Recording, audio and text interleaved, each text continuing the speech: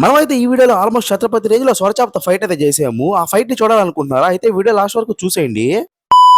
Hi friends, welcome back to my channel. నేనైతే last వీడియోలో చెప్పాను కదా, విజయనగరం నుంచి వైజాగ్ కి బస్ ఎక్కుతామని చెప్పనేసి. ఇప్పుడైతే మేము బస్ లోనే ఉన్నాము. మేమైతే విజయనగరం నుంచి వైజాగ్ వెళ్ళాలంటే ఆల్మోస్ట్ 1.5 అవర్ అయితే పడుతుంది. ఇక మా వాడైతే వర్క్ ఫ్రమ్ హోమ్ లాగా హోంవర్క్ ఫ్రమ్ బస్ లో చేస్తున్నాడు. మా వాడికి ఇంత డెడికేషన్ ఎంతో నాకైతే అర్థం కావట్లేదు. ఈ మధ్య కాలంలో వైజాగ్ లో చాలా ఇంటర్నేషనల్ మ్యాచెస్ జరిగాయి. ఆ మ్యాచెస్ జరిగేది వచ్చేసి ఈ స్టేడియం లోనే. అలా మేమైతే Vizag main RTC bus stand అయితే వచ్చేసాము. ఇక్కడ నుంచి మేమైతే ఆర్కే బీచ్ కి వెళ్ళాలి. ఫస్ట్ మేము ఇక్కడ నుంచి వెళ్ళాలంటే మాకు ఎనర్జీ కావాలి. మాకు ఎనర్జీ కావాలంటే మేము ఏదైనా తినాలి. మేము ఏదైనా తినాలంటే మా వాడు మంచి బిర్యానీ ప్లేస్ కి తీసుకెళ్ళమని చెప్పాను. బిర్యానీ తినిపించిన స్వామి అని అంటే జగదాంబ సెంటర్ కి తీసుకొచ్చాడు టౌన్ బస్ లో. ఏందిరా అని చెప్పి చూస్తే పక్కనే ఉన్న జీసన్ రెస్టారెంట్ అయితే తీసుకెళ్లిపోయాడు. ఇక్కడ టేస్ట్ అయితే బాగుంటుంది అన్నాడు. అది చెప్పాల్సింది నువ్వు కాదురా నేను అని చెప్పి లోపలికి అయితే వెళ్ళిపోయాము. మేమైతే మొత్తం నలుగురు వచ్చాము. నాతో పాటు మా పునీత్ గారి ఫ్రెండ్స్ కూడా వచ్చేసారు. అందుకే మేమైతే ఒక ఫ్యామిలీ ప్యాక్ బిర్యానీ చెప్పేసాము. నేను ఇంతకు ముందు ఎన్నో బిర్యానీలు తిన్నా కానీ ఇట్లాంటి బిర్యానీ అయితే ఎక్కడా టేస్ట్ చేయలేదు. ఎందుకంటే ఫైనల్ గా ఈ బిర్యానీ కూడా బిర్యానీ లాగానే ఉంది.